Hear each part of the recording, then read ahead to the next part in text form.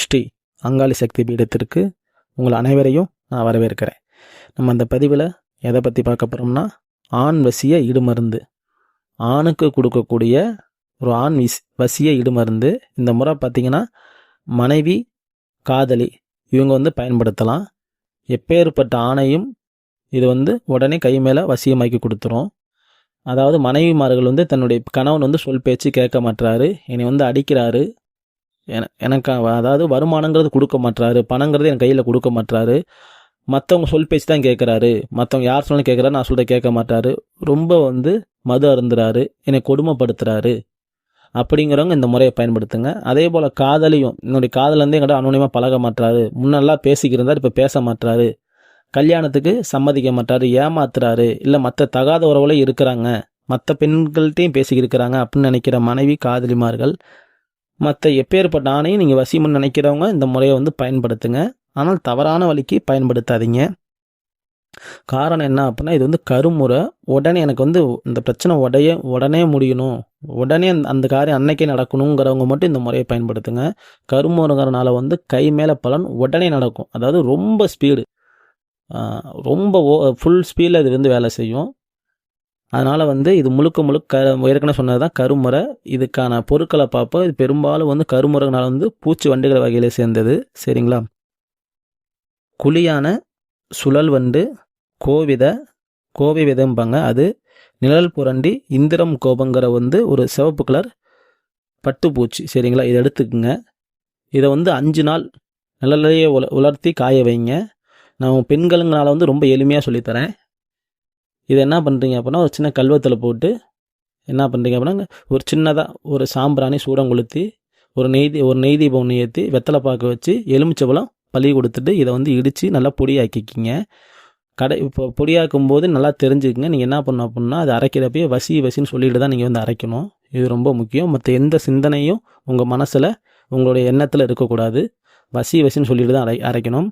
அரைச்சி முடிக்க போகிற நேரத்தில் உங்களுடைய இடது கை சுண்டு வரல் 3 சொட்டு ரத்தத்தை அதில் விடணும்.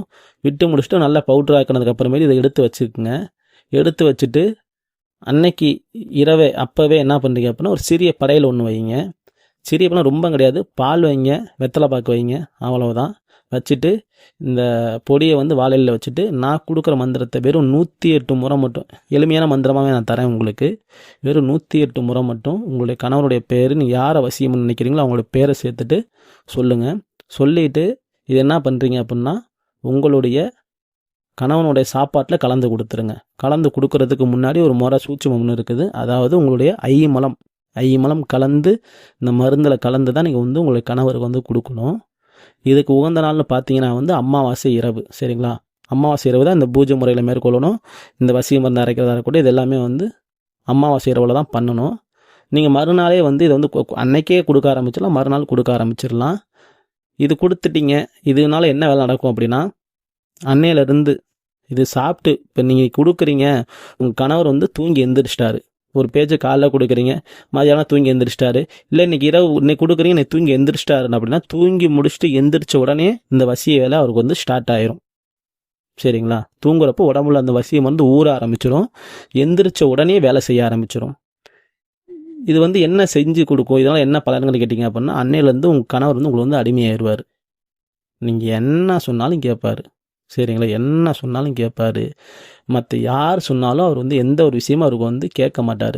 மற்ற எந்த ஒரு யார் சொல் பேச்சு கேட்டு வசியத்தில் இருந்தாலுமே அது வேலை செய்யாது. இது முழுக்க உங்களுக்கு மட்டும் தான் வேலை செய்யும். அப்படிப்பட்ட ஒரு எளிமையான கருமுறை வசிய இடுமருந்து. அதே போல் தான் காதலன் அன்னையிலேருந்து உங்களுக்கு அடிமையாயிடுவார். அதன் மூலம் நீ என்ன சொல்கிறீங்களோ அதை மட்டும் தான் கேட்பார். உங்களுக்கு அடிமையாகி உங்கள் கட்டுப்பாட்டில் வந்துடுவார். அதே போல் எந்த ஆண்களுக்கு கொடுத்தாலும் இது 100% வேலை செய்யும். அதுக்குன்னு எல்லாத்துக்குமே கொடுத்து தன்னை சுயநலத்துக்காண்டி நீங்கள் எதுவும் தவறான வழிக்கு பயன்படுத்தாதீங்க. ஏன்னா கர்மாக்கள் சேரும். நியாயமான விஷயத்துக்கு, உண்மையான விஷயத்துக்கு இந்த முறையை பயன்படுத்துங்க. ஒரு முறை, அதான் ஒரே நாள் அன்னைக்கே உங்களுக்கு கை மேலே ரிசல்ட்டு. நீங்கள் கொடுத்தீங்க அப்படின்னா ஒரு முறையிலே வசியம் ஆயிடுவா அப்படி. சரிங்களா? இது நல்ல விஷயத்துக்காண்டி தான் நம்மளுடைய முன்னோர்கள் நமக்கு கொடுத்துட்டு போயிருக்கிறாங்க. அதனால் நல்ல வழிக்கு பயன்படுத்துங்க.